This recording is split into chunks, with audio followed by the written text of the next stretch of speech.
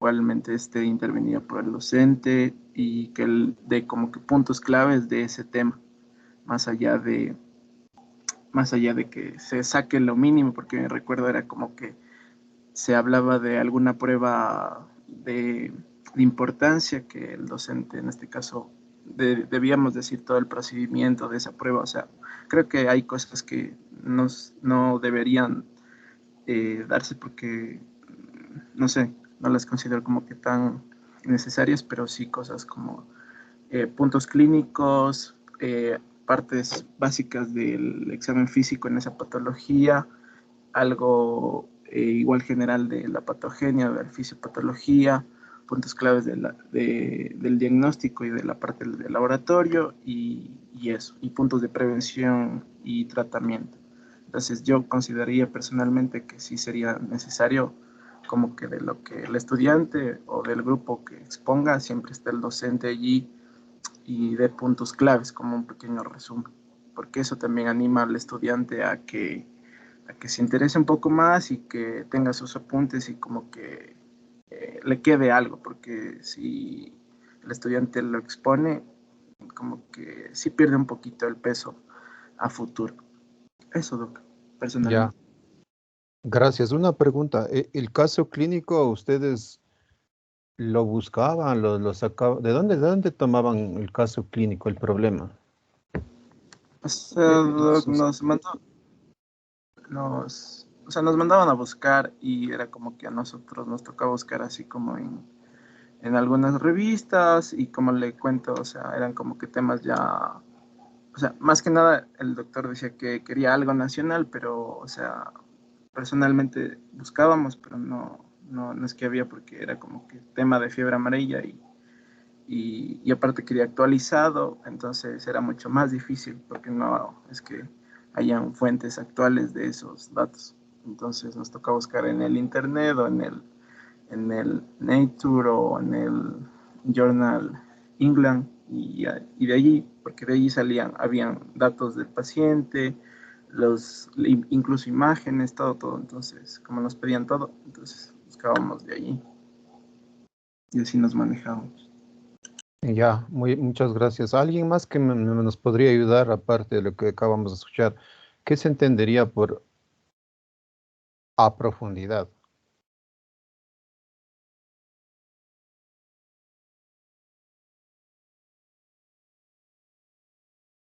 ¿Cómo les gustaría que el curso, o sea, que los temas sean tratados a profundidad?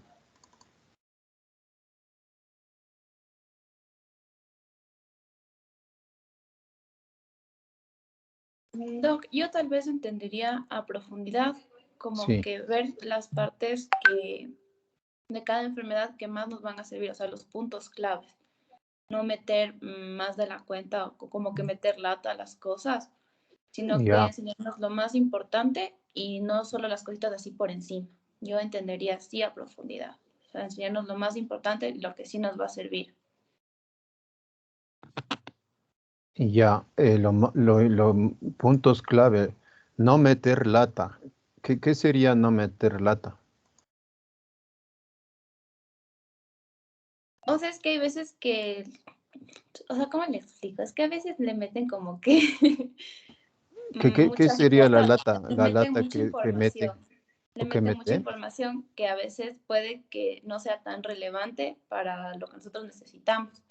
Entonces Ya, uno como que también llega a perder el hilo de las cosas y por eso digo que deberían ser como que los puntos clave. ya. Coincides entonces de puntos clave, no meter lata. Ya. Eh, algo más que ustedes les gustaría discutir esto de a profundidad. ¿O qué no era? ¿Por qué dicen ustedes no vimos a profundidad?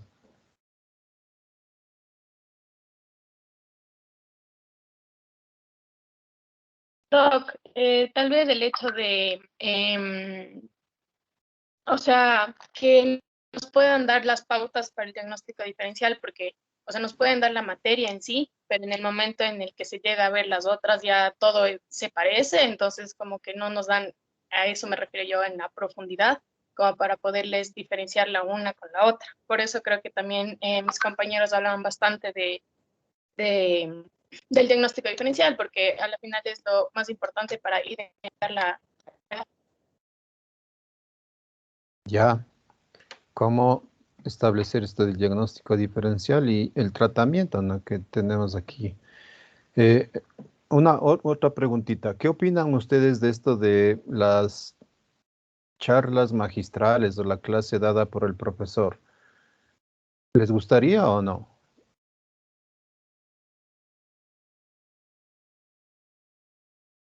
Sí, Doc. Sí, Doc. Sí, adelante. Sí, Doc. Ya, ah, charlas, más dicho clase, ¿no? La clase tal cual del tema.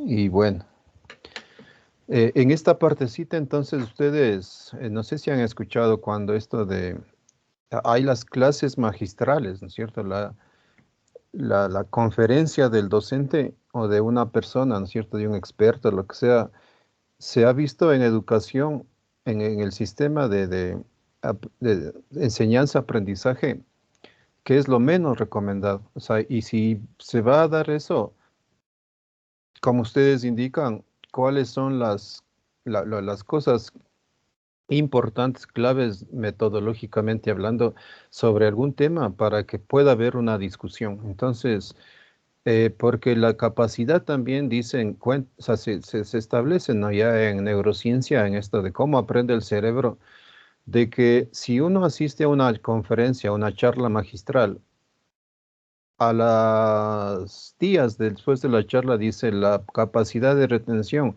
no llega ni al 40%, y mientras pasa una semana, 2 semanas, ese porcentaje va disminuyendo. La otra forma es entonces esto de la interacción, de que la clase sea una cuestión interactiva entre los docentes y el discente, entre el estudiante y profesor. Ya una presentación de conjunto del tema y luego haya establecer una discusión. Entonces, ¿cierto? La otra es orientada hacia la participación de los estudiantes siempre con una tutoría académica. O sea, no podemos entregar a ustedes la responsabilidad de que busquen la información, la sistematicen y la presenten. Y peor esto, ¿no es cierto?, de que no haya la retroalimentación, sale del docente, cuál es como ustedes indican, puntos clave que se establecen, ¿no? Si bien esta modalidad, ¿no es cierto?, de presentación de problemas y discusión, pues, se ve que cuando participan los estudiantes hay una mayor, digamos así, un mayor porcentaje de retención y de aprendizaje tal cual, pero con la interacción, pues ahí no puedo venir, sentarme aquí a verles, a presentar, que presenten ustedes y luego decir, bueno, ya ahí está, ya topamos el tema, ya ahí están todas y fin del asunto. Entonces hay una escala, ¿no es cierto?, de en esto de enseñanza-aprendizaje, de metodologías, etcétera, que lo menos recomendable es la charla magistral, la clase magistral. Entonces, ahora déjenme contarles qué es lo que hago yo para que ustedes también puedan en este momento, en esta sesión, poder preguntar y también retroalimentarme, como les digo. Bienvenida a las críticas, las sugerencias, la participación de ustedes. Yo sigo fundamentalmente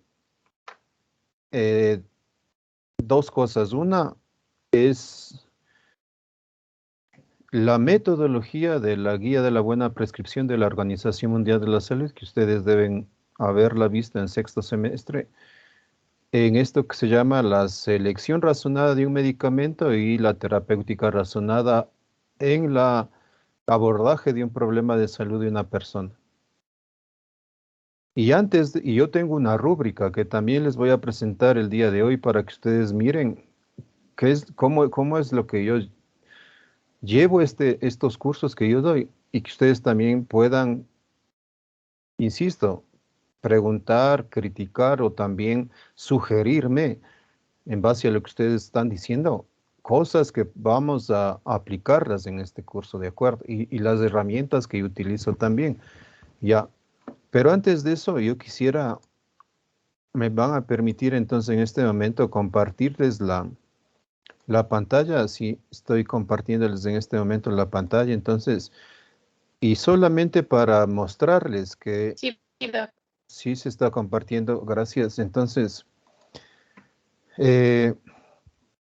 este es el curso de medicina tropical.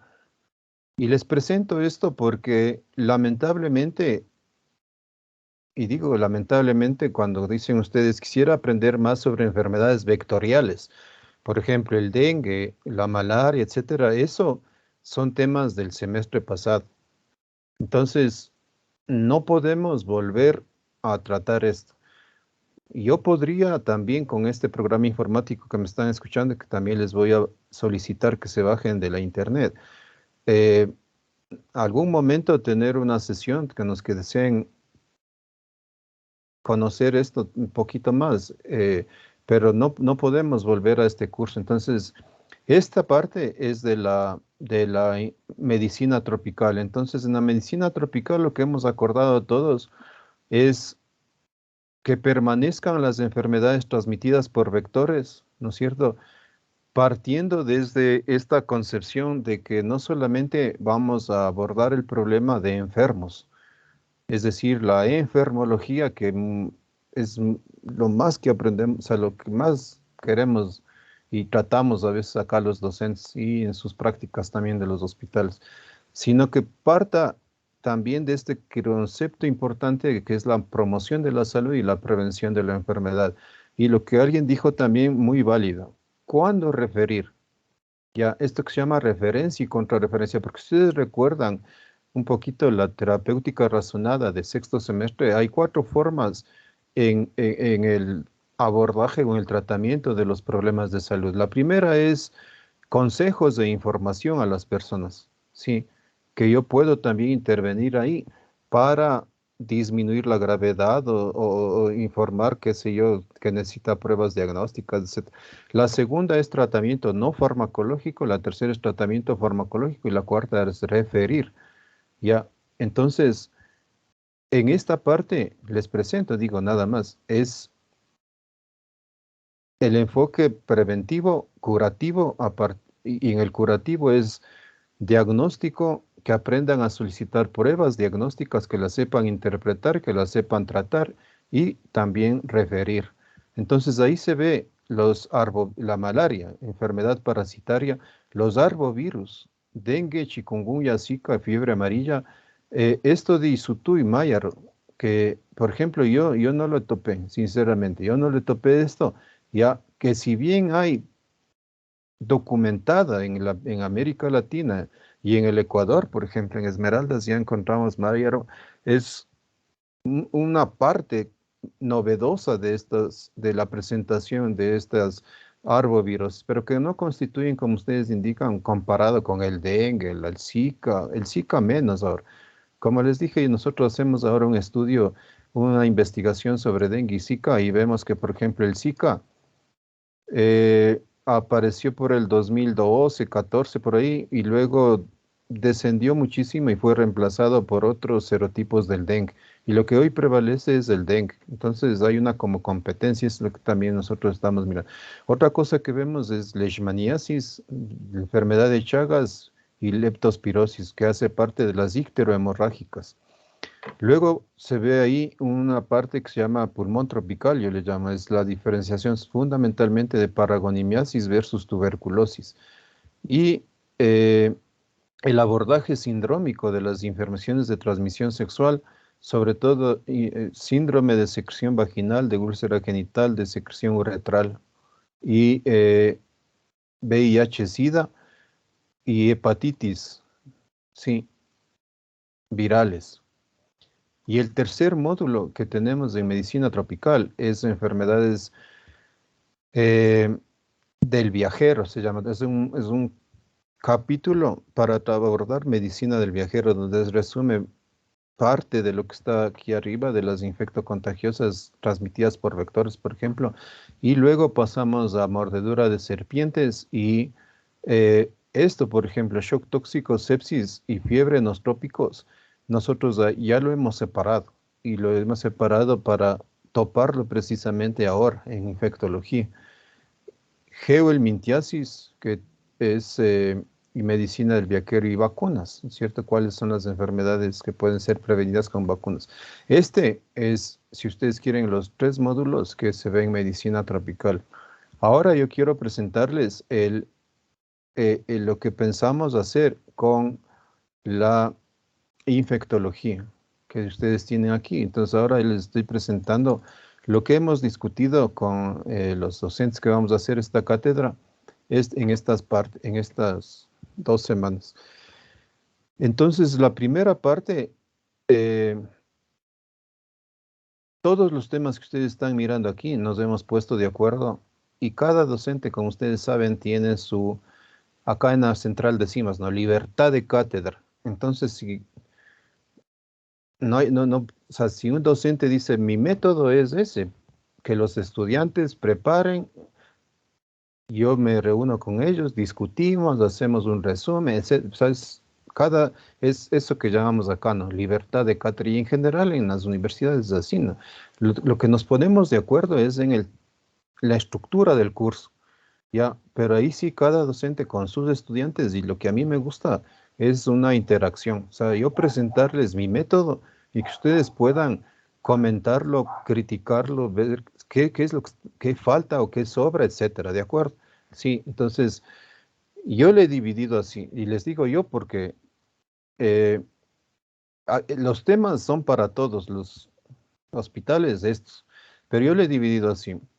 Aspectos generales de la infectología en el que voy a incluir, entonces, la primera charla que les voy a dar es una visión de cómo aprender entonces esto del proceso diagnóstico, ¿sí?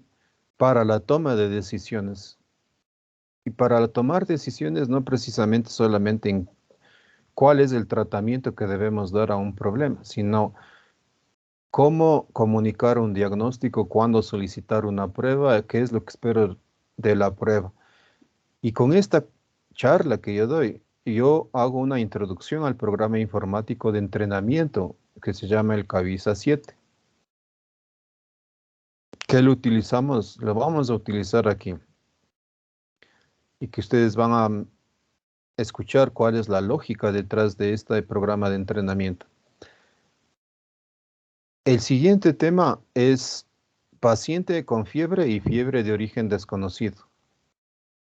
Y con ese yo espero llegar hasta hablar de bacteriemia, síndrome de respuesta inflamatoria sistémica, sepsis y shock séptico. Ya. La pregunta que también les hago es, ¿ustedes en farmacología han topado este tema de uso racional de antibióticos o no?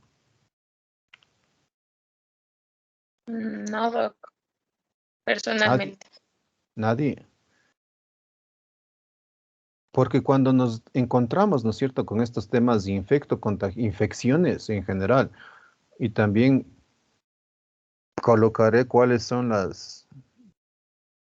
la importancia de la infectología, etcétera, en la primera, o sea, el próximo jueves a las 2. ¿No es cierto?, cuando estamos hablando de infecciones, infectología, es antibióticos, ¿no es cierto? Enseguida se nos viene a la mente enfermedades infecciosas, uso de antibióticos. Y lo que yo he sugerido al grupo de profesores es, bueno, abordemos con los estudiantes, hagamos un seminario, lo que sea, de uso racional de antibióticos. ¿Cuál es el problema alrededor de esto, de que algunos expertos en el mundo lo pronostican como que va a ser la nueva pandemia? El no tener antibióticos para infecciones que están ocurriendo ahora mismo por el problema de resistencia. Este es lo que yo he considerado aspectos generales, ¿ya? La segunda parte, y de ahí viene ya entonces abordar infecciones, como ustedes ven, de piel, tejidos blandos y aparato osteomuscular. Y en estas, entonces nosotros tenemos en infecciones de piel, la cátedra dice impétigo, erisipela, celulitis, abscesos cutáneos. Luego, infecciones no causantes de piel y tejidos blandos, osteomielitis, artritis séptica y piomiositis. Entonces, el tercero, infecciones del aparato respiratorio y corazón, sinusitis, faringoamigdalitis, laringotraqueobronquitis y bronquitis aguda. Neumonía comunitaria bacteriana viral, hablar sobre el SARS-CoV-2 de influenza, tuberculosis pulmonar pleural, endocarditis infecciosa. El siguiente, infecciones del aparato digestivo, diarrea infecciosa, intoxicación alimentaria, gastroenteritis, hepatitis virales de la A a la E y enfermedades hepatobiliares, colecistitis, colangitis y abscesos hepáticos. Luego viene el aparato genitourinario. IBU, infección de tránsito urinario de vías urinarias, cistitis, uretritis, prostatitis, epididimitis y orquitis. Pielonefritis aguda, pielonefritis crónica, tuberculosis renal. Leucorrea, vaginosis, vaginitis bacteriana, enfermedad inflamatoria pélvica. Yo le he puesto aquí con rojo, síndrome de manejo sindrómico de las ITS. Y la última es infecciones del sistema nervioso central, meningitis bacteriana viral tuberculosa, encefalitis viral y absceso cerebral. Y el último tema que yo he sugerido y que así los colegas lo han dicho que sí, es sistemas de prevención y control de enfermedades infecciosas, conocer los mecanismos de transmisión generales, ¿no? Conocer técnicas de aislamiento, medidas de higiene, identificar infecciones asociadas a cuidados de salud. Este es lo que les presento, es el temario de la infectología para este semestre. Entonces, lo primero que yo les digo, ¿no? O sea, aclaro también, es que si nosotros pretendemos, entonces, imaginen ustedes abordar de una en una, ¿no? Estas patologías que ustedes ven aquí. Como ustedes indican, en medicina tropical nos nombraron como 50. Aquí si contamos, igual hay como 30, 40. Ya, impétigo, erisipela, celulitis, absceso cutáneo. 4. Necrosis de la piel. 5. Artritis. 6. 7. Piomiositis.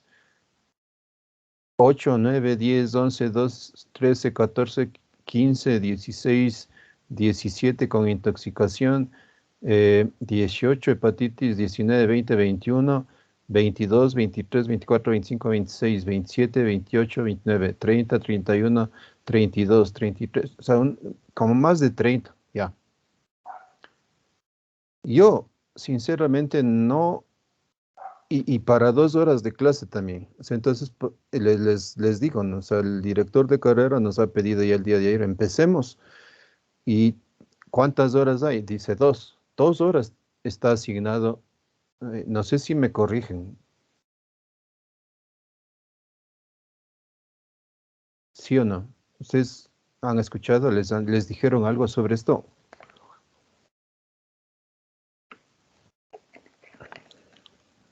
No, Doc, no nos han dicho No, nada, la ya. verdad. Entonces nos han indicado 2 horas a la semana.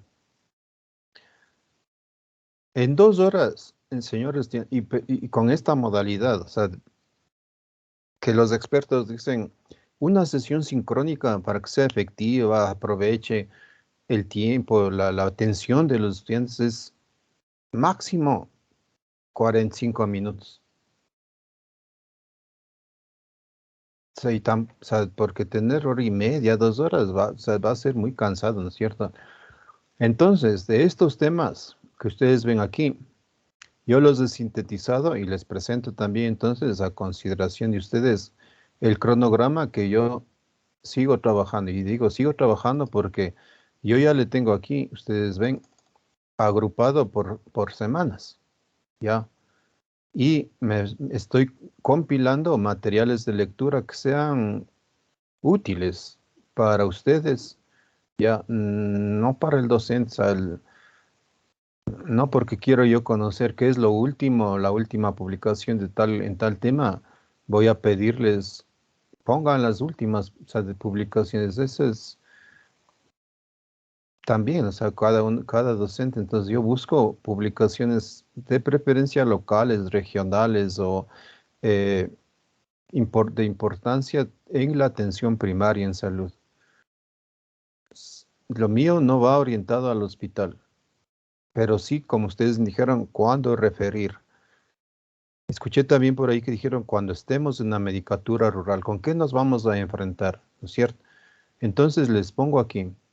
Yo he colocado aquí entonces de esa lista que ustedes acaban de ver, problemas de salud que nos podamos tener como un marco de referencia y sobre él poder hacer el diagnóstico diferencial de las otras.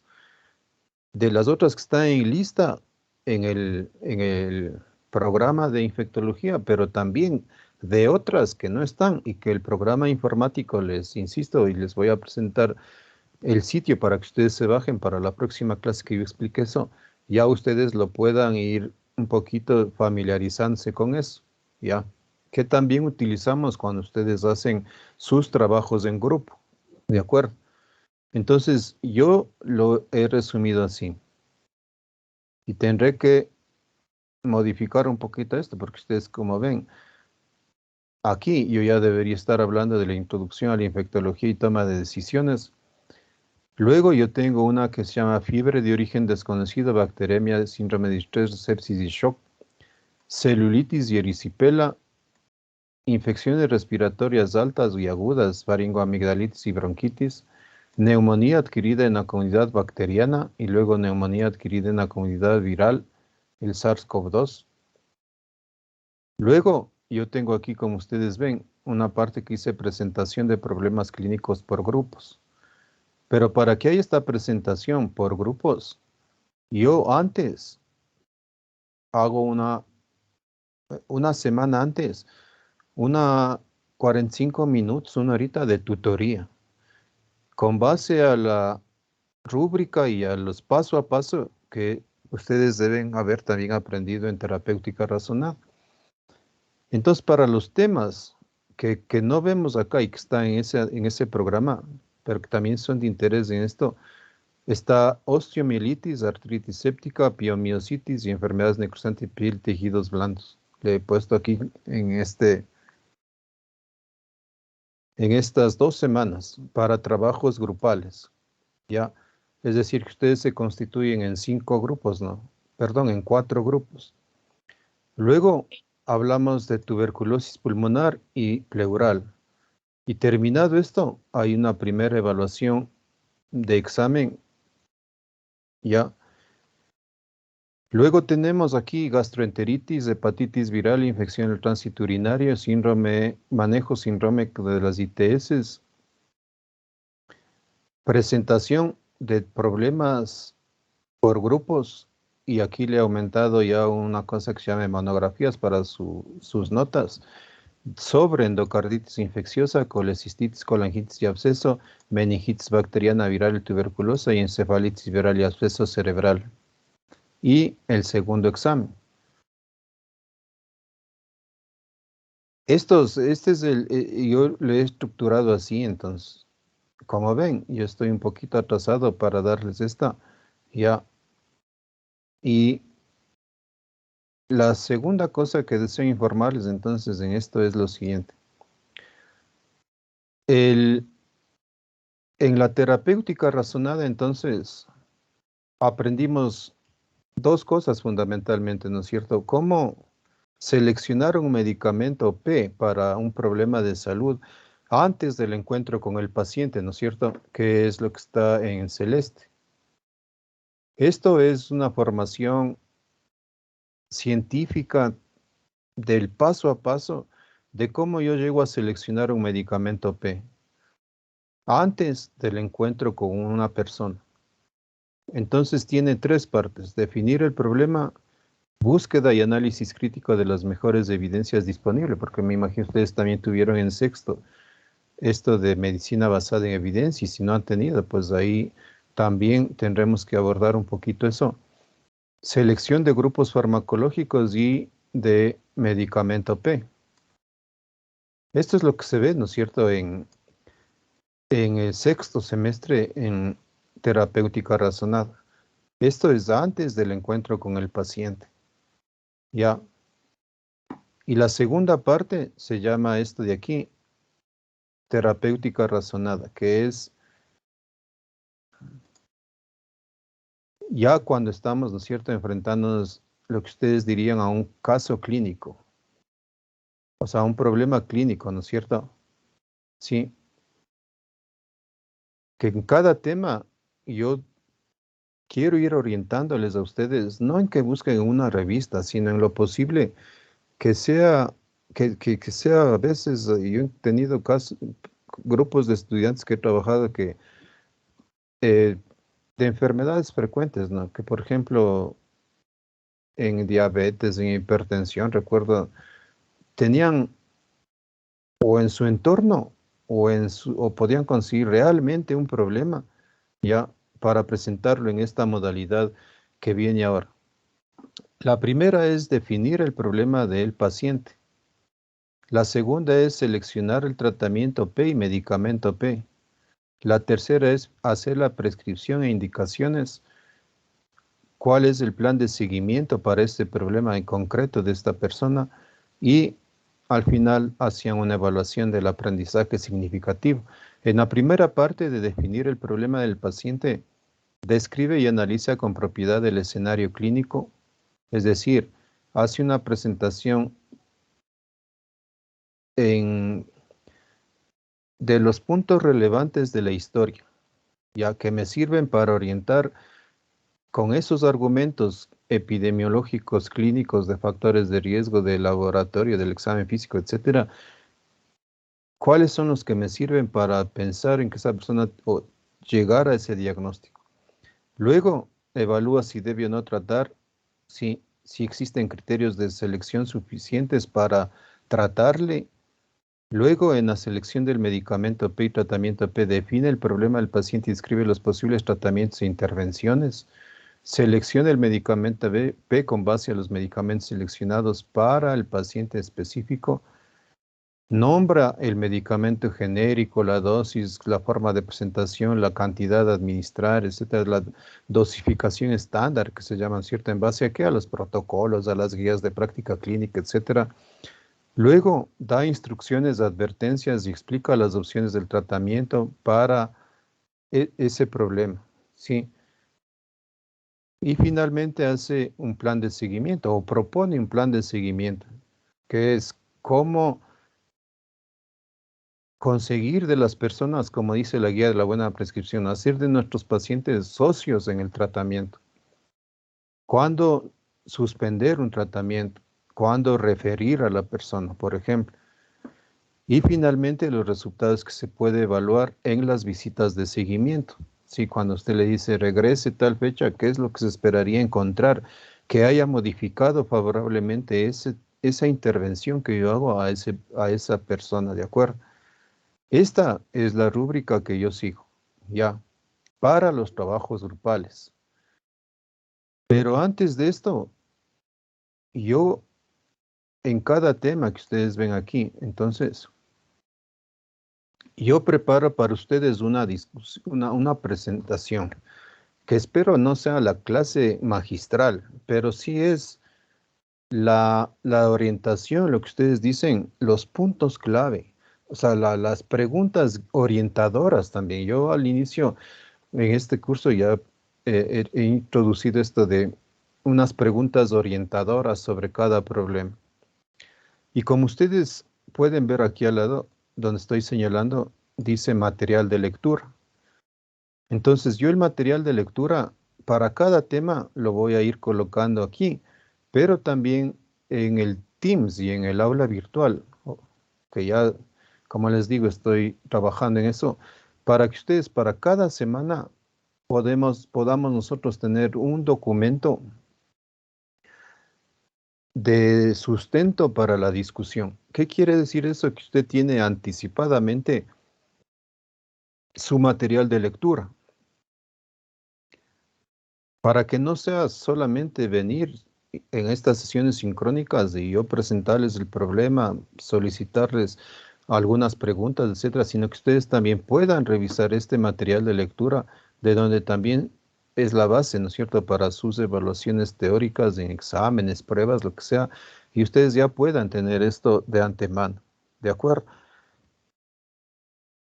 Tenemos también un libro de la Organización Panamericana de la Salud que les vamos a colocar aquí, que se llama Tratamiento de las Enfermedades Infecciosas 2019. Está en español, están la mayoría de las que ustedes ven aquí. Ese es el texto, digamos, para tratamiento. Tenemos otro texto del Robbins de infectología en inglés, pero también les voy a enviar. También ustedes podrán consultarlo eso. Pero yo voy a, por ejemplo, en cuando decimos fiebre de origen desconocido, eh, hay algún estudio muy importante acá en nuestro país eh, sobre fiebre de origen desconocido en nuestro país, les digo, y también es un documento que es una investigación que hicieron en la Amazonía que también les colocaré aquí. Entonces acabo de poner paciente febril, fiebre de origen desconocido y abordar esto de bacteremia, sepsis, shock séptico, cómo se cataloga, etc. Entonces, estas son sesiones que yo hago de discusión a partir de la presentación que yo les preparo y la invitación entonces es a que ustedes vengan leyendo, revisando el material de lectura que yo colocaré aquí. No el título solamente, como les digo, sino el artículo, los dos artículos para cada tema que estará en el Teams. No sé si hasta aquí tienen alguna pregunta. Y también alguna recomendación o observación o cómo le ven ustedes aquí esto en esta modalidad.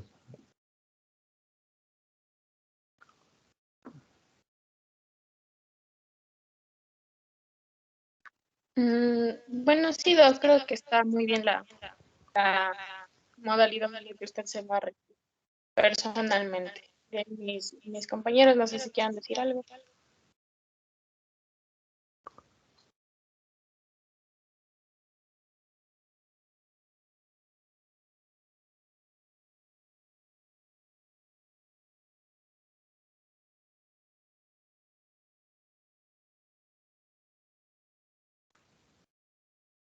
No,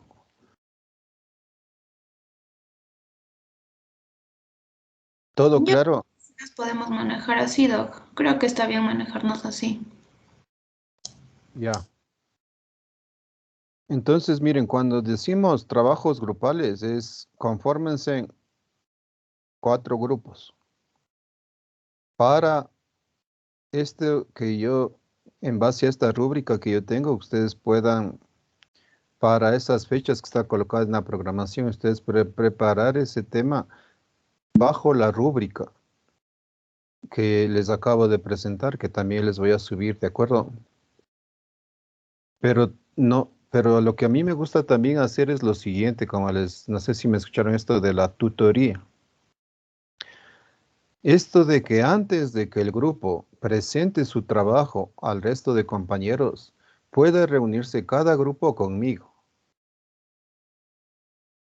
para que en una discusión en grupos se trabaja a veces mucho, se trabaja en general bien, bastante mejor que en grupos grandes, ¿no?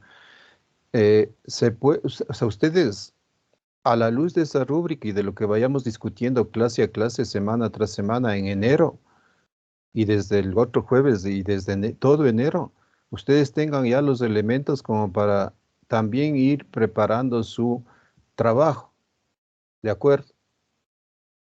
O sea, no es que aquí les decimos, miren, ahí está la rúbrica y ustedes sabrán cómo realizar. No, es orientado esto.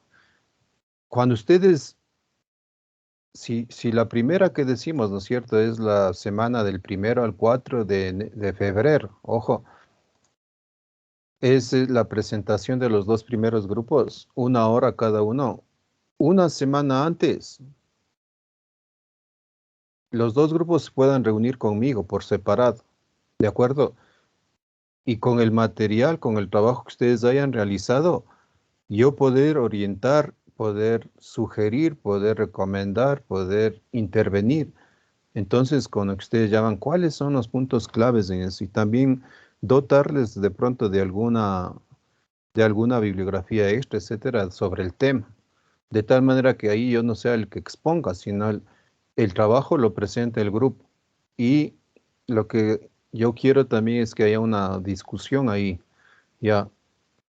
Es decir, unos 45 minutos de presentación y 15 minutos de discusión entre todo el grupo.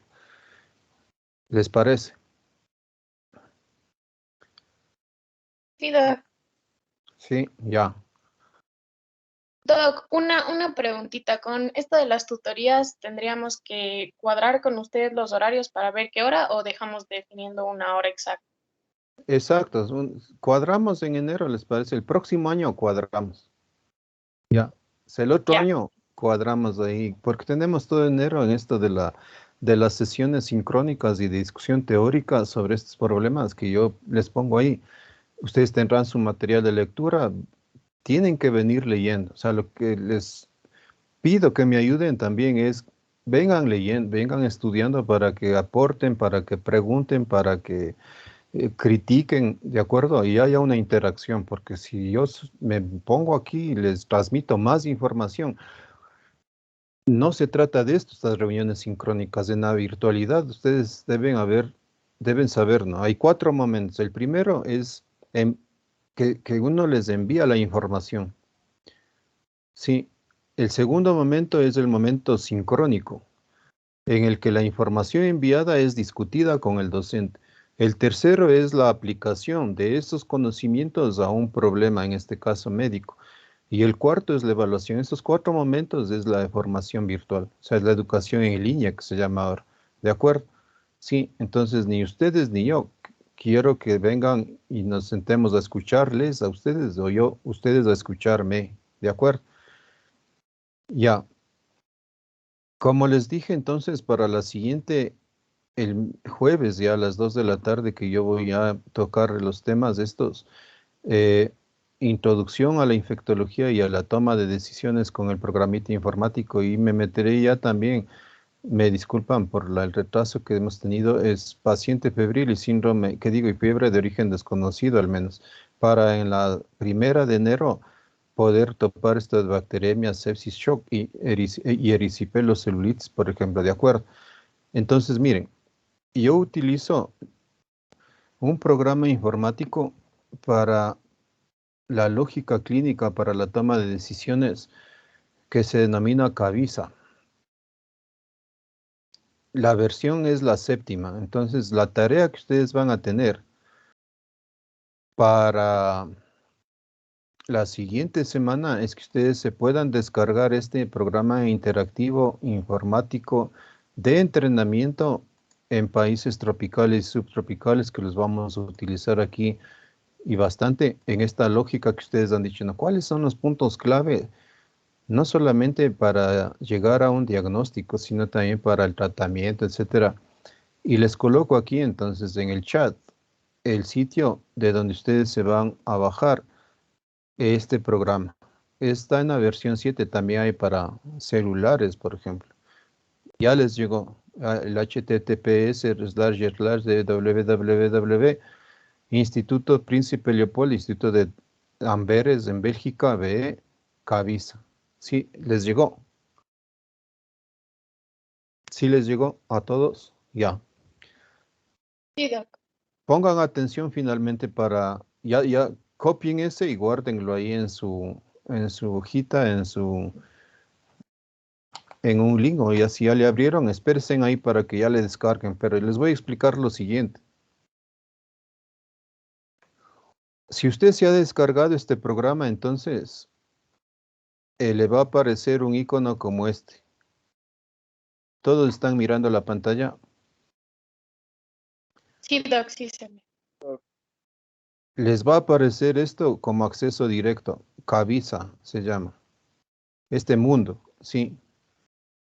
Le voy a dar clic ahí y ustedes van a ver que se abre una ventanita que dice Cavisa 7 Programa de entrenamiento en la práctica clínica en países tropicales y subtropicales.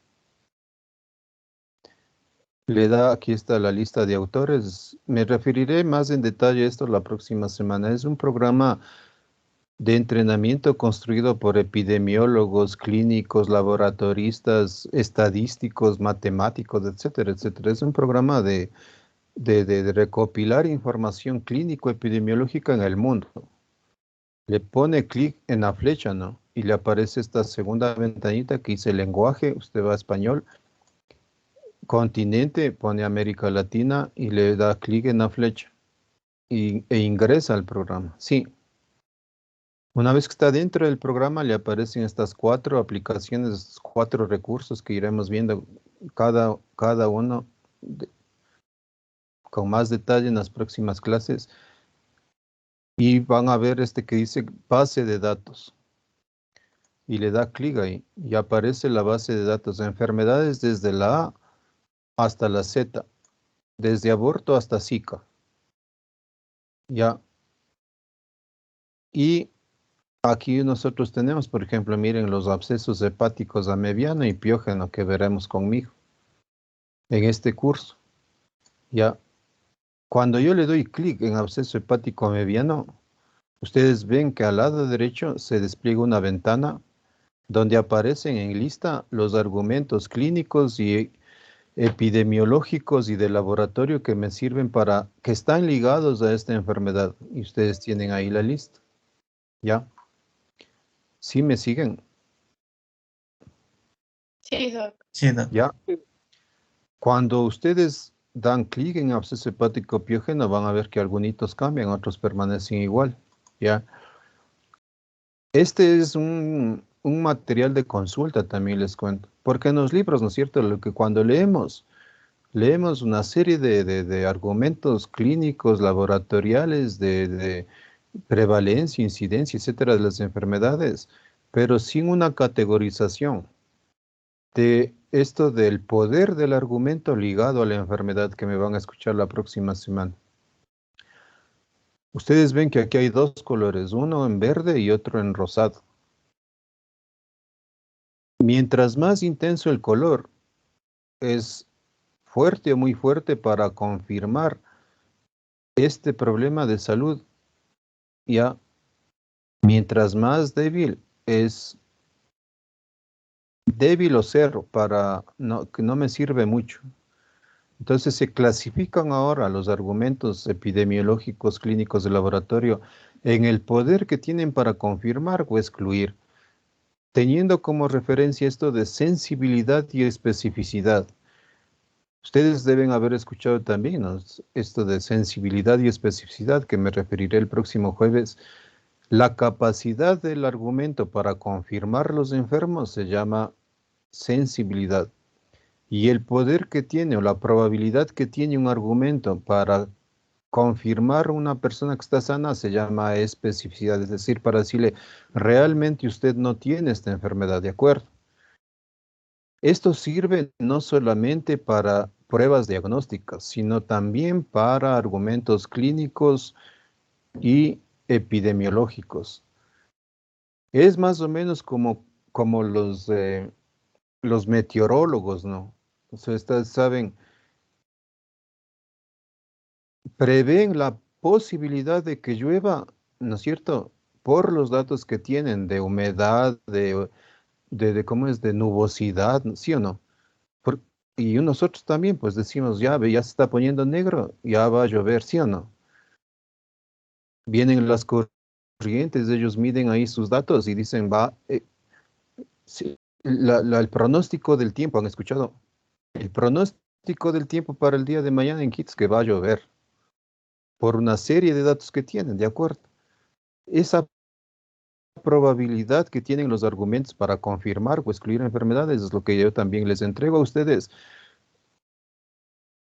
Este instrumento para que ustedes puedan utilizarlo, ya, no solamente en esto de la probabilidad diagnóstica, sino también lo que ustedes acabaron de decir.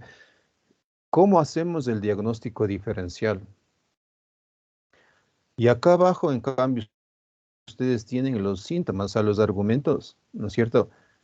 en esta lista que yo puedo, por ejemplo, escoger un argumento adenopatía. Y en base a las adenopatías, yo puedo decir aquí cuál es la probabilidad de una persona, de qué enfermedades están ligadas a adenopatías, ¿de acuerdo? ¿Sí o no? O sea, al problema, ¿ya? Al síntoma, al signo, ¿sí o no? La persona tiene acolia, es decir, ese sin color. ¿Estamos? ¿Cuáles son las enfermedades que cursan con ese sin color? Cirrosis, colecistitis, cáncer de páncreas, hepatitis, si me siguen. Es decir, a partir del argumento, yo puedo también decir cuáles son las probabilidades que una persona tiene de enfermar de tal cosa, ¿sí o no? Y ese es el aprendizaje hipotético deductivo que yo también enseño. Es decir, como ustedes dicen, no metas lata. Y ese me gustó el término porque en la historia clínica uno mete lata que da miedo. ¿Han escuchado esto? No sé, cuando en el examen físico dicen pelo de implantación normal para el sexo, nariz aguileña, orejas, nariz tacha, pero ¿para qué te sirve describir del pelo hasta la uña? ¿Qué quieres? ¿No es cierto? A menos que estés buscando una enfermedad endocrina, lo que sea, las uñas están, ¿cómo es? Resecas. Sí, sí, sí o no. No, no, y tampoco tenemos el tiempo ad infinitum para hacer una historia clínica completa. Y rara vez se necesitará una historia clínica completa. Cuando mismo no sepamos qué tiene una persona, por ejemplo, en el problema que les voy a poner, fiebre de origen desconocido, no se sabe por qué es la fiebre. Ahí sí, pues métele al hospital, tenle ahí 2 días, 3 días. Si no le baja la fiebre, es uno de los criterios, fiebre de origen desconocido, al menos que tenga 3 semanas, ¿sí o no? Ahí sí hazle la historia B desde que nació hasta ahora, la historia familiar, patología, etcétera, ¿sí o no? Pero en los problemas más comunes en que sí podemos, ¿no es cierto?, inferir y tener argumentos, ¿no es cierto?, para sospechar un problema, tenemos que ser desde desde el argumento a la hipótesis, hipotético deductiva. O sea, yo tengo una serie de argumentos, sospecho de tal enfermedad y voy buscando más y mejores, ¿no es cierto?, argumentos clínicos o de laboratorio para confirmar, ¿no es cierto?, sí o no. Porque no tenemos tiempo, o sea, tenemos 15, 20 minutos en el que tenemos que llegar a una probabilidad diagnóstica o de certeza para actuar. Estamos. Pero no solamente esto es la bondad que, insisto, le iremos trabajando poco a poco con ustedes y esto también será un trabajo individual que ustedes lo realicen. Entonces, como ven, tenemos algunas que están aquí.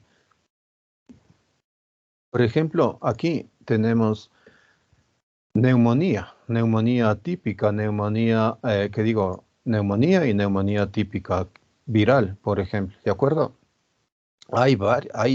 Miren, tienen aquí angina de pecho, la tienen para otras asignaturas que ustedes están cursando, pero lo que yo oriento y les entrego es esta herramienta. Este es la base de datos, que insisto, el próximo jueves me explayo más. El otro, ¿saben cuál es? Este que se llama racimos.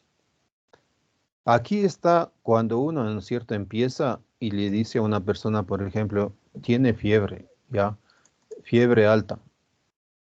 La probabilidad de tener, con fiebre alta, de tener estos diagnósticos relacionados, miren, desde aborto séptico hasta SIC, ¿ya? Pero ¿qué tal si a la fiebre alta, digo, además de fiebre alta, tiene adenopatías? ¿Ya? Y se va reduciendo las probabilidades de esta persona con fiebre alta y adenopatías tener tal cosa, ¿no es cierto? Tienen que irse.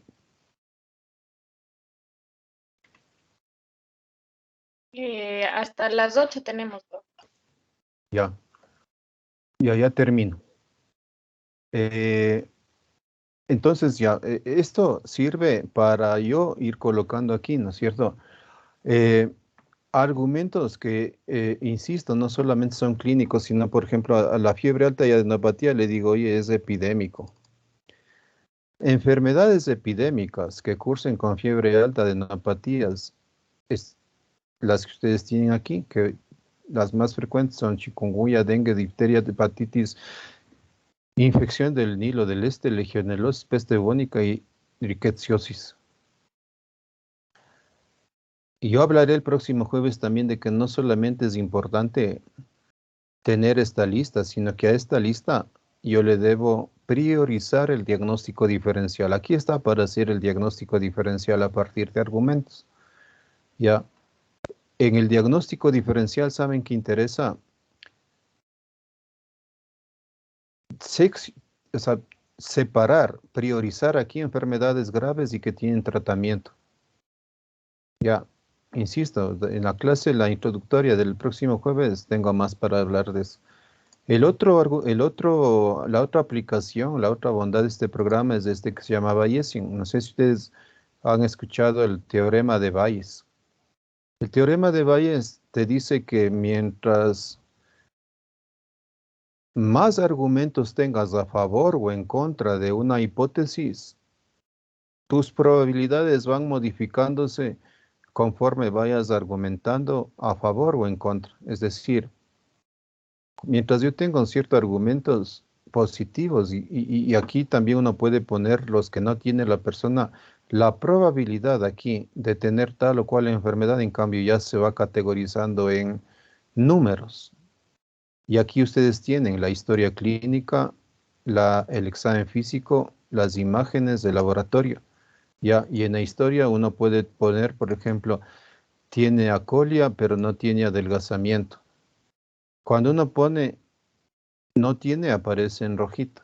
Y la probabilidad, entonces aquí ustedes van mirando, mientras uno va colocando sus argumentos, ya va modificándose o no. Ya. Y este es el teorema bayesiano, se llama. O sea, este es en historias reales que uno tenga en hospitales, lo que sea, uno puede jugar con esto y decir, esto tiene, pero esto no tiene. ¿Y cuál es la probabilidad de tener? Este es lo que ustedes dicen, ¿no es cierto? El diagnóstico diferencial, que también lo veremos. Y finalmente tenemos aquí una que dice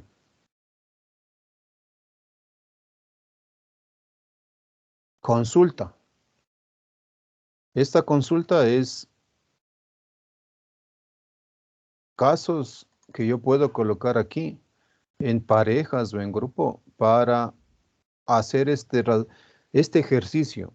¿Qué pregunto? ¿Qué examino? ¿Qué laboratorio solicito? ¿Qué exámenes? ¿Qué laboratorio de imagen? Pensando en mi hipótesis y llegar a un diagnóstico. Ya, y tener también esto que ustedes, y estoy de acuerdo, les interesa, o sea, cómo hacer un diagnóstico diferencial. Este lo utilizamos, entonces lo vamos a utilizar en este curso para su entrenamiento. Ya, no sé si aquí está la lista, miren, es enorme, todos expertos en sus diferentes áreas. Y el próximo jueves tengo una exposición de esta lógica, de esta herramienta que les ponemos ahí. Ya. He concluido, he terminado mi objetivo en esta primera sesión y no sé si tienen alguna pregunta, algo para indicarme.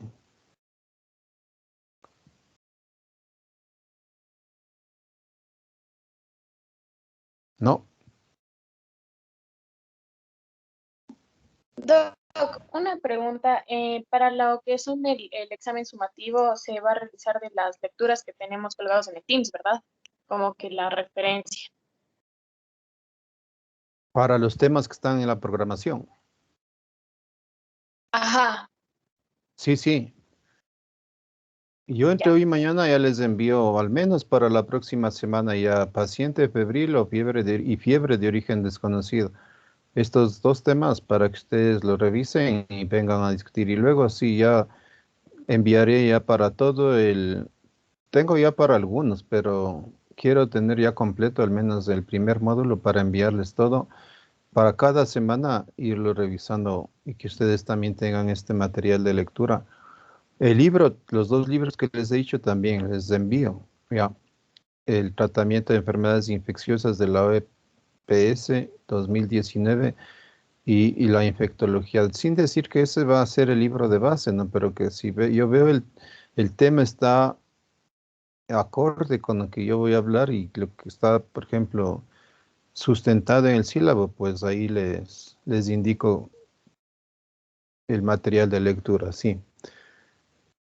Entonces les subiría en el Teams. En el Teams, aquí ustedes tienen, les indico nada más, aquí en el Teams. Ustedes tienen entonces aquí, en este canal general, el archivo. Donde dice archivos, aquí le voy a colocar,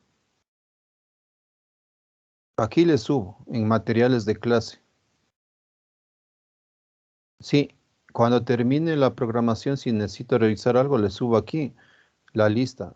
Programación, rúbrica, ¿sabe qué también le voy a poner ahí? ¿Cómo es? No sé si usted tiene esto que hay que llenar para la carrera, ¿cómo es para cada hora, Varios, el leccionario, es el ya, leccionario. Y aquí donde dice materiales de clase, entonces le subiré los archivos de los temas para cada semana, ¿de acuerdo? ya, listo, muchas gracias. El aula virtual, entonces como les dije también para ir haciendo por ahí las evaluaciones y de pronto subir también videos, sitios de interés, etcétera, también les estoy trabajando. Listo, eso es lo que tenía para esta sesión. Creo que fue muy productiva.